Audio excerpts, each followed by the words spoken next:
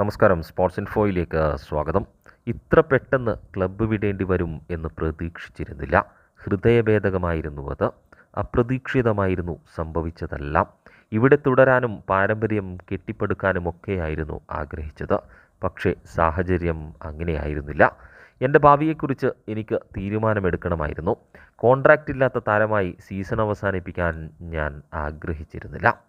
7 വർഷം നീണ്ട club കരിയറിനൊടുവിൽ club വിടേണ്ടി വന്ന FC ഗോവൻ നായകൻ ബ്രാൻഡൻ ഫെർണാണ്ടസിൻ്റെ വാക്കുകളായിരുന്നു ഇത്.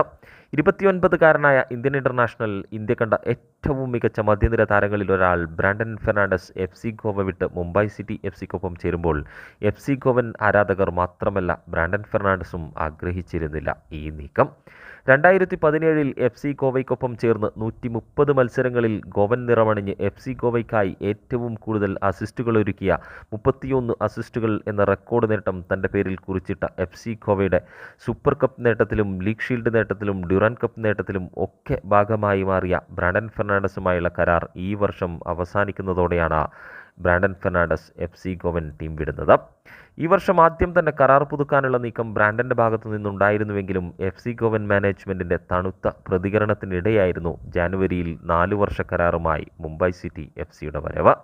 അപ്പോഴും ഗോവയുടെ തീരുമാനത്തിനായി തന്നെ ബ്രാൻഡൻ കാത്തിരുന്നുവെങ്കിലും തീരുമാനത്തിലെത്താനുള്ള FC ഗോവൻ മാനേജ്മെൻറ്റിൻ്റെ മടിയായിരുന്നു ബ്രാൻഡനെ മുംബൈ സിറ്റി FCയിലേക്ക് എത്തിച്ചത്. സീസണിൻ്റെ അവസാനം മാത്രമായിരുന്നു FC ഗോവയുടെ ഭാഗത്തു നിന്നുമുള്ള ശ്രമം എത്തിയതെങ്കിൽ അപ്പോഴേക്കും എല്ലാം കൈവിട്ടു പോയിരുന്നു. ബ്രാൻഡൻ പറയുന്നു, കരാറില്ലാതെ സീസൺ അവസാനിപ്പിക്കാൻ ഞാൻ ആഗ്രഹിച്ചിരുന്നില്ല. സീസണിനൊടുവിൽ ഒരു പരിക്കെത്തിയെങ്കിൽ ഒരു വിലയും ഇല്ലാതെയാവുമായിരുന്നു. എൻ്റെ ഭാവി എനിക്ക് സുരക്ഷിതമാക്കണമായിരുന്നു. ഇതായിരുന്നു ബ്രാൻഡൻ ഫെർണാണ്ടസിൻ്റെ വാക്കുകൾ. FC ഗോവൻ സംഘത്തിൻ്റെ ഈ തീരുമാനത്തിന് ഇനി എന്ത് വില നൽകേണ്ടി വരുമെന്നത് കാത്തിരുന്ന് തന്നെ കാണേണ്ടിയുമിരിക്കുന്നു.